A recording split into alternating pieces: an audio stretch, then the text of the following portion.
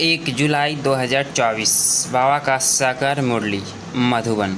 मीठे बच्चे शांति धाम पावन आत्माओं का घर है। उस घर में चलना है तो संपूर्ण पावन बनो। आज का प्रश्न है, बाप सभी बच्चों से कौन सी गारंटी करते हैं? इसका उत्तर है, मीठे बच्चे तुम मुझे याद करो तो मैं गारंटी करता हूँ कि बिगर सज़ा खाए तुम मेरे घर में चलेंगे। तुम एक बाप से दिल लगाओ, इस पुरानी दुनिया को देखते भी नहीं देखो, इस दुनिया में रहते पवित्र बनकर दिखाओ। बाबा तुम्हें विश्व की बादशाही अवश्य देंगे। ओम शांति। रूहानी बच्चों से रूहानी बाप पूछ रहे हैं, यह तो बच्चे जानते हैं बाप आया है हम बच्चों को अपने घर ले जाने के लिए। अब घर जाने की दिल होती है, वह है सब आत्माओं का घर। यहाँ सब जीव आत्माएं का घर एक ही नहीं है। यह तो समझते हो बाप आया हुआ है, नियंत्रण पर बुलाया है। बाप को हमको घर अर्थात शांति धाम ले चलो। अब बाप कहते हैं, अपने दिल से पूछो, हे आत्माएं तुम पतित कैसे चल सकेगी? पावन तो जरूर बनना है। अब घर चलना है और तो कोई बात नहीं करते। भक्ति मार्ग में तुमने इतना समय पुरुषार्थ किया है, किसके लिए? मुक्ति के लिए। तो अब बाप पूछते हैं, घर चलने का विचार है? बच्चे कहते हैं, बाबा इसके लिए तो इतनी शक्ति की है। यह भी जानते हो जो भी जीव आत्माएं हैं सबको ले जाना है, परंतु पवित्र बनकर घर जाना है। फिर पवित्र आत्माएं ही पहले पहले आती है। अब पवित्र आत्माएं तो घर में रह नहीं सकती। अभी जो भी करोड़ों आत्माएं हैं सबको घर जरूर जाना है। उस घर को शांति धाम या वानप्रस्थ कहा जाता है। हम आत्माएं को पावन बनकर पावन शांति धाम जाना है। बस जितनी सहज बात है वह है पावन शांति धाम आत्माओं का, वह है पावन सुख धाम जीव आत्माओं का। यह है पवित्र, यह है पतित दुख धाम जीव आत्माओं का। इसमें मुझने की तो बात नहीं। शांति धाम जहाँ सब पवित्र आत्माएं निवास करती है वह है आत्माओं की पवित्र दुनिया। बाइसलेंस इनकॉर्पोरेशन वर्ल्ड यह पुरानी दुनिया है। अब इस सब जीव आत्माओं की सब पतित है। अब बाप आए हैं आत्माओं को पावन बनाकर पावन दुनिया शांति धाम में ले जाने। फिर जो राजयोग सिखाते हैं वही पावन सुख धाम में आएंगे। यह तो बहुत सहज है, इसमें कोई भी बात का विचार नहीं करना है, बुद्धि से समझना है। हम आत्माओं का बाप आया हुआ है हमको पावन शांति धाम में ले जाने। वहाँ जाने का रास्ता जो हम भूल गए हैं सो अब बाप ने बताया है। कल्प कल्प मैं ऐसे ही आकर करता हूँ। हे बच्चे मुझे शिव बाबा को याद करो। सर्व का सतगति दाता एक गुरु सतगुरु हुए। वहीं आकर बच्चों को पैगाम अथवा श्रीमत देते हैं कि ऐसे बच्चों अभी तुमको क्या करना है? आधा कल्प तुमने बहुत भक्ति की, दुख उठाया है, खर्चा करते करते कंगाल बन पड़े हैं। आत्माएं भी सतो प्रधान से तमो प्रधान बन गई है। बस यह थोड़ी बात ही समझने की है। अब घर चलना है वह नहीं। हाँ बाबा जरूर चलना है, वह हमारा स्वीट साइलेंस होम है। यह भी समझते हो बरोबर अभी हम पतित हैं इसीलिए जा नहीं सकते। अब बाप कहते हैं, मुझे याद करो तो तुम्हारे पाप कट जाएंगे।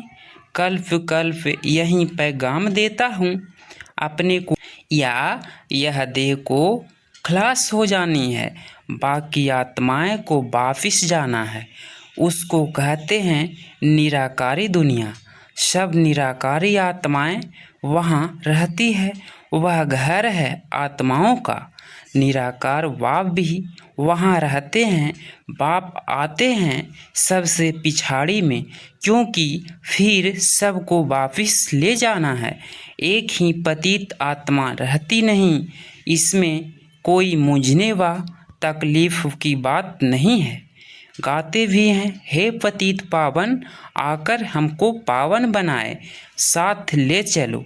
सबका बाप है ना। फिर जब हम नई दुनिया में पाठ बजाने आते हैं तो बहुत थोड़े रहते हैं।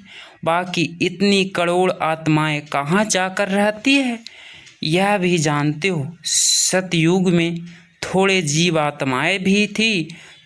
छोटा झाड़ था, फिर वृद्धि को पाया है। झाड़ में अनेक धर्मों की वैरायटी है। उनको ही कल्प वृक्ष कहा जाता है। कुछ भी अगर नहीं समझते हो तो पूछ सकते हो। कई कहते हैं बाबा हम कल्प की आयु 5000 वर्ष कैसे माने। अरे बाप, यह तो सत्य ही पुराने चक्र का हिसाब भी बताता हूँ। इस कल्प के संगम पर ही बाप आकर दैवी राजधानी स्थापना करते हैं, जो अभी नहीं है। सतयुग में फिर एक दैवी राजधानी होगी। इस समय तुमको रचता और रचना का ज्ञान सुनाते हैं। बाप कहते हैं मैं कल्प के संगम युगे आता हूँ।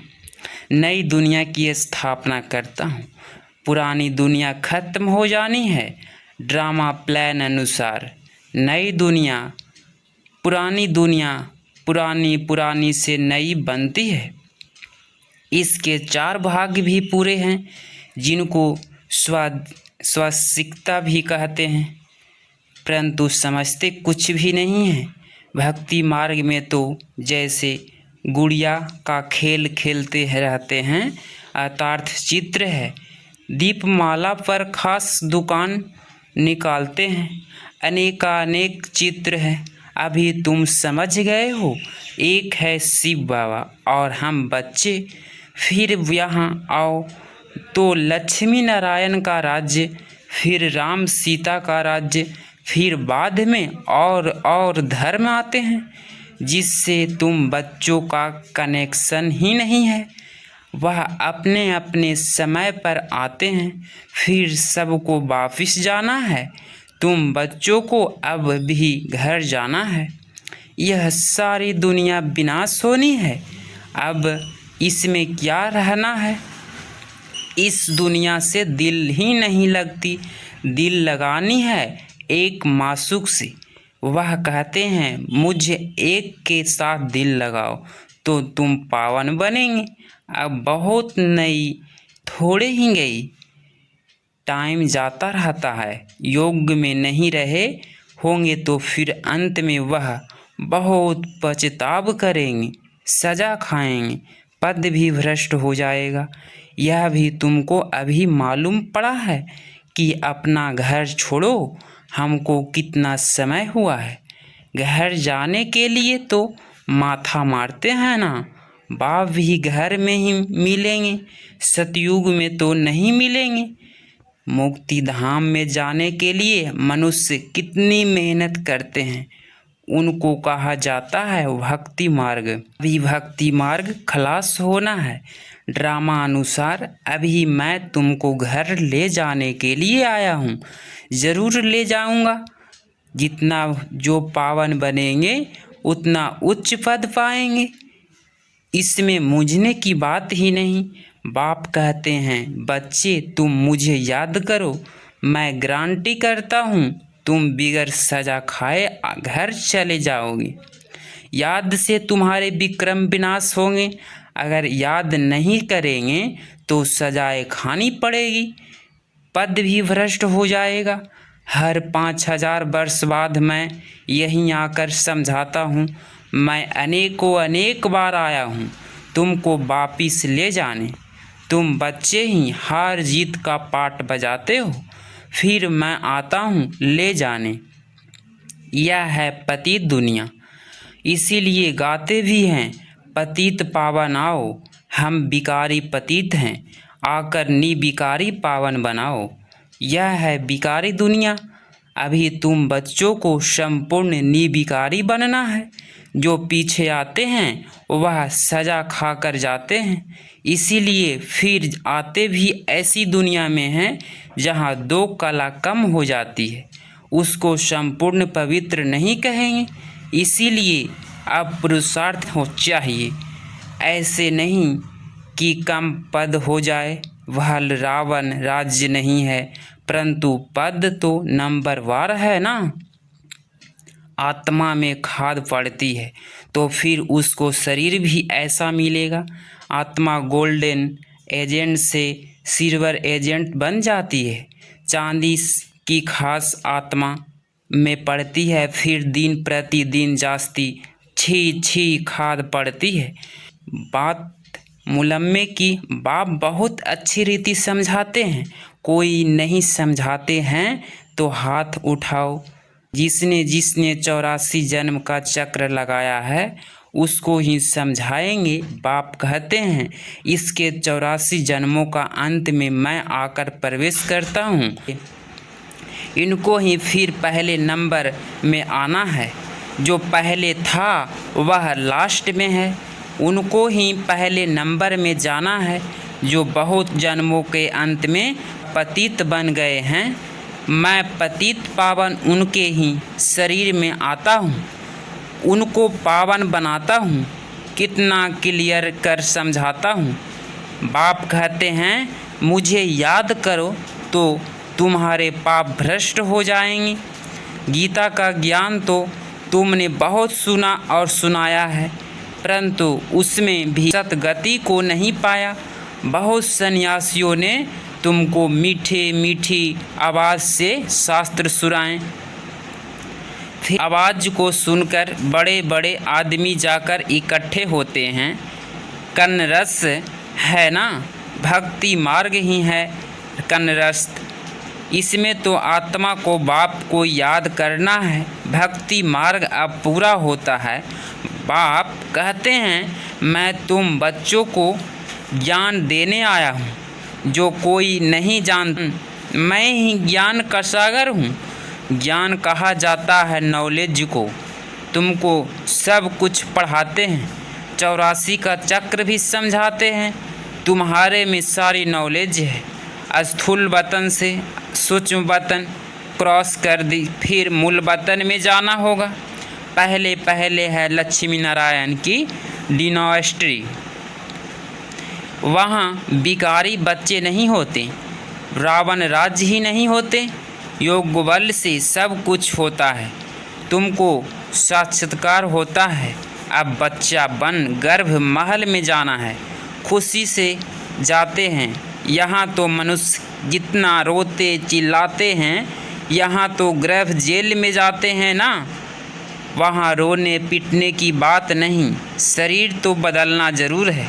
जैसे सर्प का मिसाल है, इसमें मूझने की बात ही नहीं, जास्ती पूछने का रास्ता नहीं है। एकदम पावन बनने के लिए पुरुषार्थ में लग जाना चाहिए। बाप को याद करना मुश्किल होता है क्या? बाप के सामने बैठो हो जाना, मैं तुम्हारा बाप तुमको सुख का वर्षा देता हूँ।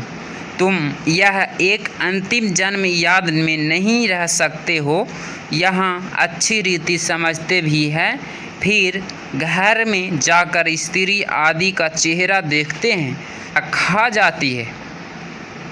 बाप कहते हैं कोई में भी ममत्व में नहीं रखो, यह तो वह तो सब कुछ खत्म होना ही है। याद तो एक बाप की ही करना है। चलते फिरते बाप और अपनी राजधानी को याद करो। दैवी गुण भी धारण करने हैं। सतयुग में यह गंदी चीज़ें मांस आदि होता ही नहीं। बाप कहते हैं विकारों को भी छोड़ दो, हम तुमको विश्व की बादशाही देता हूँ। कितनी आमदनी होती है, तो क्यों नहीं पवित्र रहेंगे। फिर एक जन्म पवित्र रहने से कितनी भारी आमदनी हो जाती है।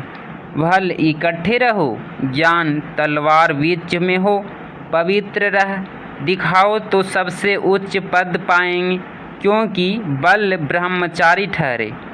फिर नॉलेज भी चाहिए, औरों को आप समान बनना है। सन्यासियों को दिखाना है कि कैसे हम इकट्ठे रहते हैं, पवित्र बनते हैं, तो समझाएंगे। इसमें तो बड़ी ताकत है। बाप कहते हैं इस एक जन्म पवित्र रहने से 21 जन्म की तुम विश्व के मालिक बनेंगे। कितनी बड़ी प्राइज मिलती है, तो क्यों नहीं पवित्र रहस्य दिखलाएंगे। टाइम ही बाकी थोड़ा है, अब आज भी होता रहेगा, अखबार में भी पड़ेगा। रिहर्सल तो देखी है ना, एक एटम बम से क्या हाल हो गया। अभी एक हॉस्पिटल में पड़े हैं, आदि बनाते हैं। अभी ऐसे बम्स आदि बनाते हैं जो कोई तकलीफ़ नहीं, फट से ख़त्म।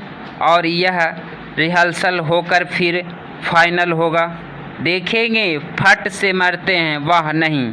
फिर और युक्ति रचेंगे, हॉस्पिटल आदि होगी नहीं। कोई बैठ दिग्मत सेवा करेंगे, कोई ब्राह्मण आदि खिलाने वाला नहीं रहेगा। बम छोड़ा और खलास, अर्थ क्वेच में सब दब जाएगा। देरी नहीं लगेगी, यहाँ ढेर मनुष्य हैं। सतयुग में बहुत थोड़े होते हैं, तो इतने सब कैसे विनाश होंगे। आगे चल देखना है। 9 लाख है, वहाँ तो शुरू में 9 लाख है। फ़कीर भी तुम हो, साहेब भी तुमको प्यारा है। अभी तुमको छोड़ अपने को आत्मा समझ लिया है, ऐसे फ़कीरों को बाप प्यारा लगता है। सतयुग में बहुत थोड़ा सा झाड़ होगा। बातें तो बहुत समझते हैं जो भी एक्टर्स है। अब सब आत्माएं अविनाशी है, अपना अपना पार्ट बजाने आती है। कल्प कल्प तुम ही आकर बाप से स्टूडेंट बन पढ़ते हो। जानते हो बाबा हमको पवित्र बनाकर साथ ले जाएंगे। बाबा भी ड्रामा अनुसार बंधायमान है, सबको वापिस जरूर ले जाएंगे। इसीलिए नाम ही है पांडव सेना। तुम पांडव क्या कर रहे हो, तुम बाप से राज्य भाग ले रहे हो बहू। कल पहले मिसल नंबरवार पुरुषार्थ अनुसार। अच्छा, मीठे मीठे सिकिलधे बच्चों प्रति माता पिता बाप दादा का याद प्यार और गुड मॉर्निंग। रूहानी बाप की रूहानी बच्चों को नमस्ते। रूहानी बाप की रूहानी बच्चों को नमस्ते नमस्ते। धारणा के लिए मुख्य सार।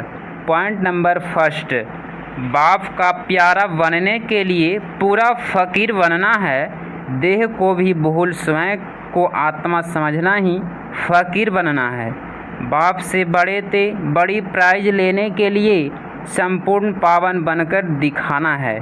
पॉइंट नंबर 2, वापिस घर जाना है, इसीलिए पुरानी दुनिया से दिल नहीं लगानी है, एक मासूक से ही दिल लगानी है। बाप और राजधानी को याद करना है। आज का वरदान, ब्राह्मण जीवन में सदा चीयरफुल और केयरफुल मूड में रहने वाले कंबाइंड रूपधारी भव। इसका स्पष्टीकरण किया गया। यदि किसी भी परिस्थिति में प्रसन्नता की मूड परिवर्तन होती है तो उसे सदा काल की प्रसन्नता नहीं कहेंगे। ब्राह्मण जीवन में सदा चीयरफुल और केयरफुल मूड हो। मूड बदलनी नहीं चाहिए। जब मूड बदलती है तो कहते हैं मुझे तो एकांत चाहिए, आज मेरा मूड ऐसा है। मूड बदलती तब है जब अकेले होते हो। सदा कंबाइंड रूप में रहो तो मूड नहीं बदलेगी। आज का स्लोगन, कोई भी उत्सव मनाना अर्थात याद और सेवा का उत्साह में रहना। कोई भी उत्सव मनाना अर्थात याद और सेवा में उत्साह में रहना। ओम शांति।